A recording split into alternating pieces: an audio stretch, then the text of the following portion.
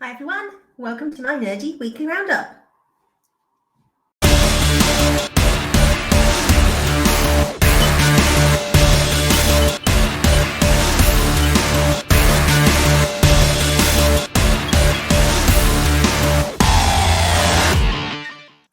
Hi everyone, it's the weekend, so means a nerdy weekly roundup. So I hope you all had a good week. We're still plodding through January. Sun's actually out today, amazingly. It's just been nothing but grey and wet and miserable. So it's quite mild, but yeah, bit of sun, amazingly. I don't know how long it'll last, but a little bit of sunshine to go with the roundup. What more can you ask for? So let's get into it. So the glory. So obviously I'd watched episode 1 last week. The premise of this girl who's heavily bullied and worse when she's at school. She's forced to leave school. And basically because of the trauma and the horrendous things that she went through, she basically just vows that she's going to get revenge on her tormentors, including her teacher, who also beat her up when she went to him about bullying and wanting to leave the school. So I'm now up to episode 4. And like I say, wasn't sure which way the revenge was going to take, but yeah, she's gone all in. Total vengeance nut job. So she's made contact with the sort of adult version of the friends, who in the main have all gone on to be successful. There was a scene, I think, in episode 1 or 2 where they're at school and they were talking about, you know, what their aspirations are when they grow up. And the sort of main protagonist, Park, she just sort of said she wanted to, you know, marry someone wealthy and be a good wife and mother and this, that, and the other thing. So she's now on the Weather Channel. She's like a presenter on the Weather Channel in Korea, and she's getting married to a very wealthy businessman. Or she's got married to a very wealthy businessman. So she sort of basically lived her dream. One of the other ones was one of the boys, like he's basically going to inherit his father's golf course, so he's loaded, he's sort of set up. One of the other girls wanted to be an airline stewardess, and she is. So they've all pretty much realised what they wanted to do. The rich kid, one of the other bullies, sort of had a not so wealthy friend, but he was just basically the sort of fists in the outfit, and everybody was scared of him, and he'd just go around beating the crap out of people. He's still working for him. And as much as he sort of sees them as sort of friends or best friends, he's just basically the rich guy's lackey, and just gets him, you know, to get use dry cleaning and do this and do that and hook him up with prostitutes and all kinds of stuff. So he doesn't exactly have a great life in that sense, but obviously he has the benefits of his friend's wealth. So she's kind of like cyber stalked them all, looked on Facebook and worked out what they're all doing and sort of put this plan of attack together. She then sort of maneuvers herself by she tracks down like the school sort of governor type setup that they have, who can place teachers. She's basically trained. So she obviously left school. She's been doing menial jobs, and all the time she's been doing these menial jobs, she's been training and getting her qualifications, her GED, and now she's a qualified teacher. So she started going through the trash of this government person to basically get something to blackmail him with, which she does. And then his housekeeper catches her going through the trash. And rather than reporting her, she asks her to help her, and basically sees this horrible scene where she's a victim of domestic violence. She's got a violent regime alcoholic, but basically has been drinking. He just beats the crap out of her and her daughter. And there's a scene where they're basically, the daughter's on the verge of stabbing the father. And the mother takes the knife. She's like, the mother's like, no, you'll ruin your life. And she's like, well, I'm a minor, so if I kill him, there's not going to be much come back if you do. So this woman's in a terrible situation. So Moon kind of agrees that she can work for her to help like get money and improve her situation so she can leave her husband. So she sort of then starts helping her spy on the kids, or the adults as they are now. and get information on this guy. So what she's able to do then is sort of blackmail him. He was basically going to leave his inheritance to his 2 children, but he's also going to share the inheritance with the chauffeur, the driver, and the kids don't know. And this is so she basically sort of blackmails him, saying, "I want to transfer to this school, and I want to teach this class," which he agrees to. And it's basically her old high school, obviously the scene of the crime. And Park's daughter is now going to this school. I mean, she's only probably about 5 years old, maybe 6 years old.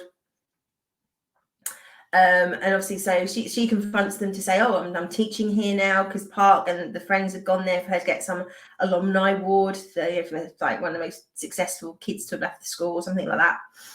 And she basically confronts them all and sort of says, "I'm coming for you." What she also finds out is that Park's daughter is colorblind, because they basically follow her to opticians or whatever, and that leads to that the sort of main male bully, obviously the one who's going to inherit the golf course, they're actually they're still sleeping together. I wouldn't really call it a full-fledged affair, but they basically have sex quite regularly, like in the week. And he's colorblind, so that would suggest that the daughter is not Park's husband's daughter. It's actually this bloke's daughter. And his lackey, basically Moon, approaches him and kind of recruits him to help her, because he basically says that he's still his lackey, he's still just pushing you around. Don't you want to get revenge on them? And he's like, "Oh, don't you want to get revenge on me?" And she's like, "Well, you've got nothing to lose. They've all got stuff to lose." So he agrees to help her, and he gets some hairs. And she's basically, obviously, I think now she's a school teacher. She's in a position to get a hair of the child to see if she can prove who the father of the kid is. She befriends the son of the school teacher who beat her up, and gets sort of close to him. He's also studying to be a school teacher. And then when he sort of passes his exams, she arranges it so she turns up at his father's house, and she sort of pretends that she doesn't know that he's his son, and it all kind of kicks off because the teacher remembers who she is. And while the son's there, he starts calling her names, and he wishes he should have killed her, not just hit her, kind of thing, because it's a bit psycho. So obviously this had her quitting the school had repercussions on his career, because it's obviously something they're measured on in Korea. So he's like flipping out, and the son's like, "Dad, what are you doing? Like, come on," and gets him back in the house. And then later on in the episode, and he's got really bad asthma, and she's like brought lilies, and he starts wheezing. And then she goes on to, well, we don't, she implies that basically she sort of says, "Look, I know to the son, I know you're sort of innocent in all of this, but I wanted to tell you before I sort of, post it on this forum or whatever." And he's like, "What?" And sort of think, well, you assume it's about him hitting her. But she sort of implies, she goes, "Well, I was only 17. And doesn't sort of finish the sentence, but she's basically implied that he's obviously been inappropriate with her. And then you sort of see later on that the son's filled his house with like lilies, and the father's come over. And obviously there's a big thing about sort of honor and respect and things. And that father basically has this massive asthma attack, and the son just lets him die, because it's all about sort of, better to sort of, because obviously his father's reputation will have an impact on his reputation, and he's just qualified as a teacher, and he won't be able to get teaching jobs because of his father. So so she's like, tick, revenge on teacher. The Park, once she finds out that Moon's now her daughter's teacher, is just absolutely wigging out. She's like losing her shit, and she's worried that it's going to come out what she was like at school, and that she was a bully, and that her husband might find out. Now her husband is a big Go player, which is a big game in Asia, with the white and the black sort of pebbles. So Moon, when she collapses, and she's in hospital, and she meets an intern there who basically got beaten up, and you find out that she's anemic, and you assume this is all to do with all her injuries and things that she suffered as a child, and they form a friendship. and he's quite taken with her. But he started teaching her Go. So basically, Park's husband is a massive Go player, is into Go. So she's basically learning the art of Go. And you see over several episodes him teaching her, and then start playing in the parks, the same as they, play chess in New York parks and things like that. To basically come to his attention. And ultimately, then she starts playing him at Go, and she's sort of beating him a few times. But obviously, this is some mechanism that she can get close to the husband. So she's kind of teeing up all the pieces on the board. After Moon left the school, they started picking on another girl. Now she's still sort of friends with them, which I find a bit strange. And they're absolutely vile to her. She works in the laundrette. They still sort of pick on her even as an adult, and she's kind of got this bit of a false life on social media that she's more than she is, and she where she's working in the laundrette or dry cleaners, if there's an event or she's meeting up with this lot because they're all rich, she borrows the clothes of the people who've dropped them off to be cleaned. And they basically set her up. They put this dress in there. And apparently there's like 2 of them in Korea, and one of the girls owns one of those dresses, so they know it's hers, and they basically belittle her. And then she just sort of wipes her face and takes some pictures, social media, going, "Oh, my friends bought me this. I'm just so happy," or crying tears of joy, and always kind of like say this whole sort of fake facade thing. But she's a grown-ass adult, and she's still letting these people treat her like dirt, and I just don't understand why she's still hanging around with them. But Park warns her as well. It's about keeping her mouth shut and not talking about what happened when they're at school and all this kind of thing. So it's moving along quite well. I'm still really enjoying it. It's good character build. You see there's good story arcs with each of the characters, and her just sort of putting all the pieces on the board. Basically, she's got her recruit, say, with this housekeeper who's now also spying on all the others, learning like what their passcodes are on things. So it's going to be interesting to see how it all climaxes, and whether there's likely to be because with a lot of Korean, there's only like 1 season, but it's quite a short season, so I don't know if it's 1 or 2 seasons. But yes, it's interesting. I'm enjoying it, and really sort of see how it's all going to play out. So still definitely thumbs up for The Glory, but let's see how it all comes together. But again, it's so nice to watch something that's sort of intelligently written. It makes sense what she's doing. She needs help to do it. She's not she's not, she can hack into every computer, and she's a master of disguise and all this nonsense which you get probably over here. It all makes sense what she's doing and how she's maneuvering herself and how she allies herself with various people to help her. So yeah, I'm really enjoying it.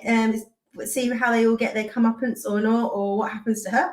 So yeah, I think it was 8 episodes, so 3 to go.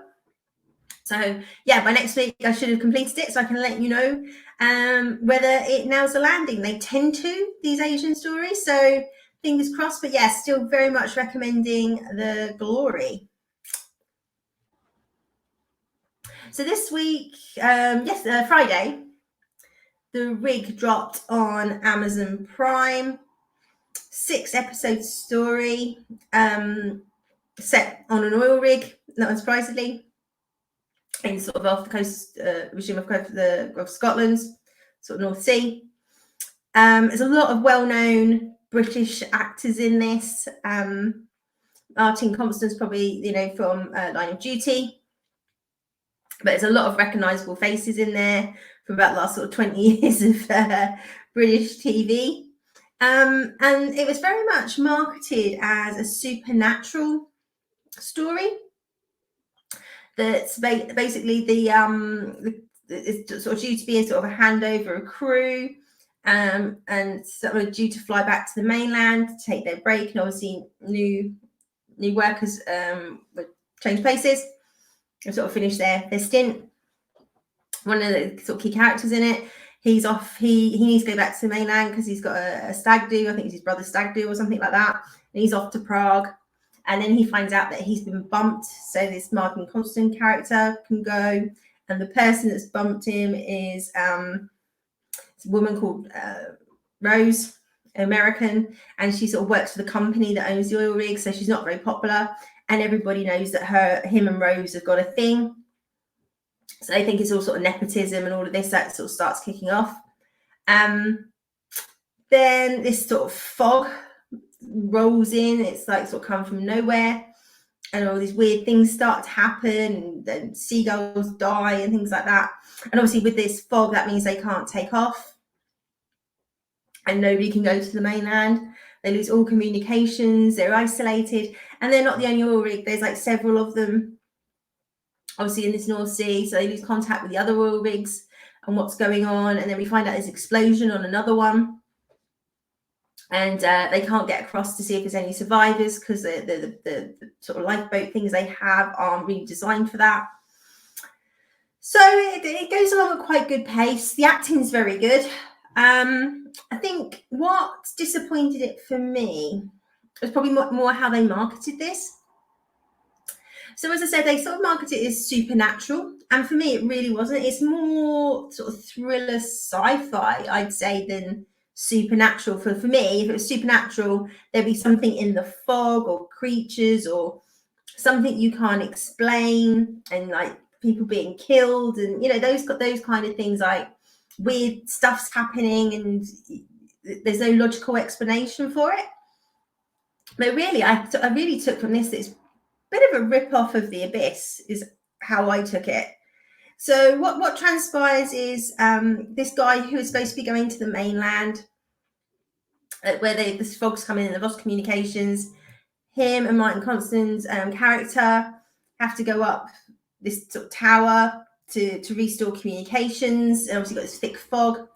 They have a bit of an argument, a set to, because obviously they're talking about him bumping his seat on the helicopter. So Martin sort of starts down, and he's the more experienced out the two. So protocol is that he shouldn't leave before the other guy, and he should be there. There should always be two of them in case, you know, because they're hooked in case there's any accidents. So he basically gets a bit of a strop. He goes down, and he gets down to the bottom, and then next thing you see is this guy just like falling and just landing on the metal good flooring. So obviously he's got lacerations, broken bones. He's like, you know, just about breathing. Obviously they have a medic on the rig, but not doctors or any way to perform operations, but she basically does what she can, gets fluids into him, stops the bleeding, all of that. And basically over the course of the episode, he wakes up, and weird stuff continues to happen with the fog. And he manages to sort of get off the table, and he goes and sees them and sort of says, you know, and he's sort of having these sort of flashes of what's happening at the ocean floor bed, like this sort of some sort of eruption. And then we start getting this ash falling, which shouldn't be possible because there's no like known volcanic or any kind of earthquake, or because they're getting all these tremors, and there's basically nothing in the geology that suggests that this should be happening. And what happens is basically where they're drilling through the floor of the ocean, this company has come across some sort of organism, and on the other oil rig that blew up, they were actually trying to destroy this organism. So they're pumping some sort of chemical into it to destroy it. This thing's then fought back, and this organism was able to kind of get in the bloodstream of this guy, and it's kind of healed him from all his wounds. And then it affects another one, and they're like in communication. So basically you get all this greenery of foliage start growing on the rig and inside the rig, and pollutes the oil. And it transpires that this organism sort of appears every time there's some sort of extinction event, and there's sort of been sort of 5 or 6 extinction events over 6 million years or billion years or whatever that the Earth's been around. And obviously the environments have changed over the years. And they're sort of saying that well, you sort of attacked us, so or they've perceived this chemical as an extinction event, so they've come to the surface to do whatever they do in extinction events.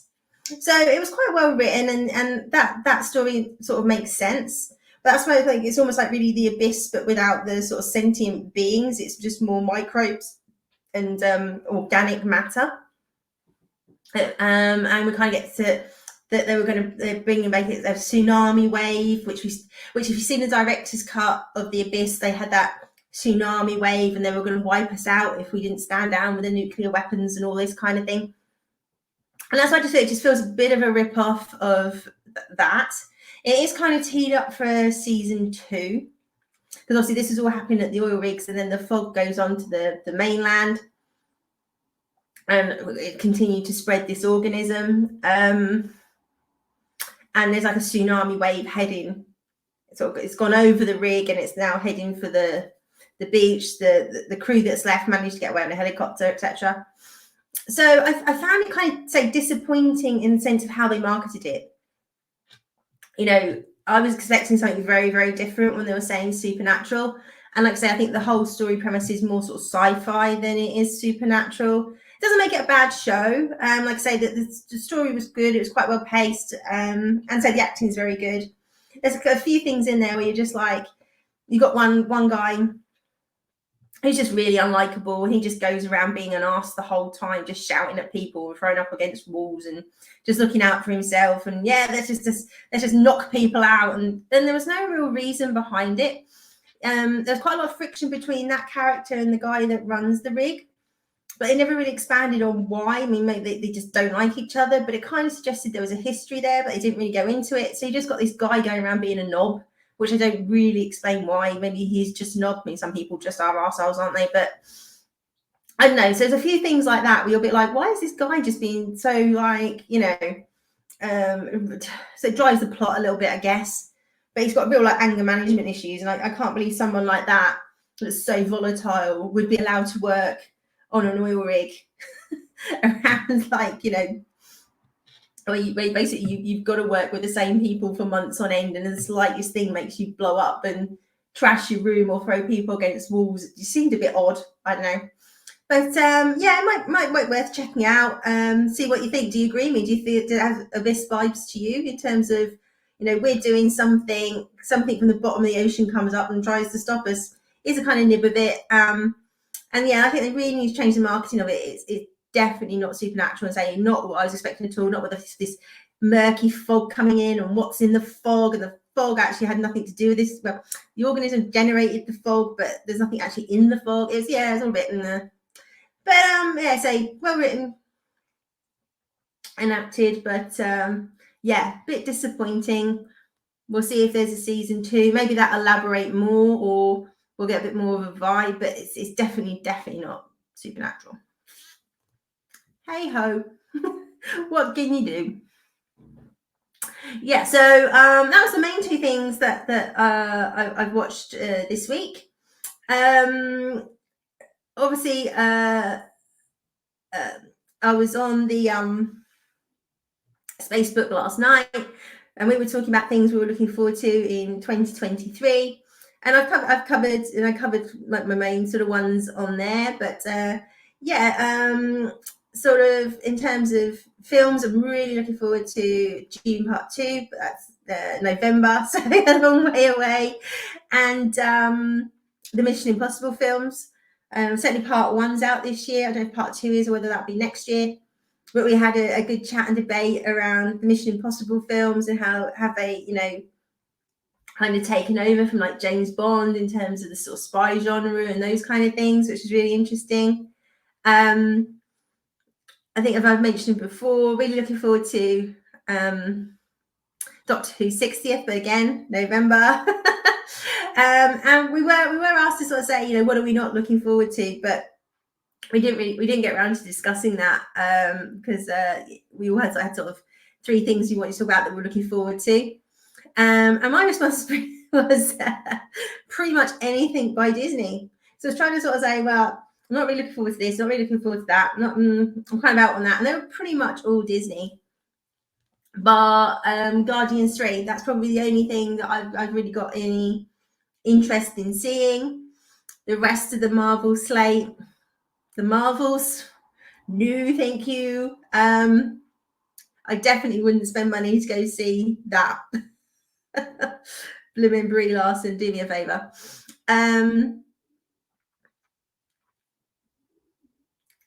Yeah, so Star Wars wise, maybe Ahsoka. Might give that a whirl. You know, definitely not interested in any sort of the acolyte or the woke hybrid stuff. I'm way out out that one. Thank you very much. Yeah, so and also, yeah, the other thing I'm looking forward to this year is Ted Lasso season 3. I absolutely love that show. It's very, very funny. Set in Richmond, Richmond FC, not a real team, but it's on Apple, so not a lot of people know it. But Jason Sudeikis, very, very funny. If you get the opportunity to trial Apple, do check out Ted Lasso. It's they've got great characters in there. It's done very well considering it's about British football and it's written by an American. But yeah, it's great. I really, really love that, and I can't wait to see how it concludes. Season 3 is going to be the last season, apparently. So yeah, I'm really looking forward to how that's going to conclude. What else for 2023? I mean, I'm sure there's I'm absolutely gutted to find out they've cancelled 1899. I don't know what is wrong with Netflix. There's already a petition up and running. It's got about 40,000 signatures so far to try and save the show. There's just so much dross and woke nonsense on Netflix, as we saw with Witcher Blood Origin and Resident Evil and God knows what other nonsense is on there. And we finally got a show where you had to think a bit, you had to pay attention. Again, good writing, good acting. And when they sign these writers on board, they know they write a 2-3 season story arc, as they did for Dark. So you've got to kind of stay with it to get the payoff. You're not going to get the wrap up in season 1. And they're focused on, what's going to bring new subscribers. But they never let anything bed in. They never let, so season 1 did do well. It was in the top 10 for a long time. But from their data, they feel that people wouldn't sign up to Netflix to watch it. And maybe they probably wouldn't off season 1.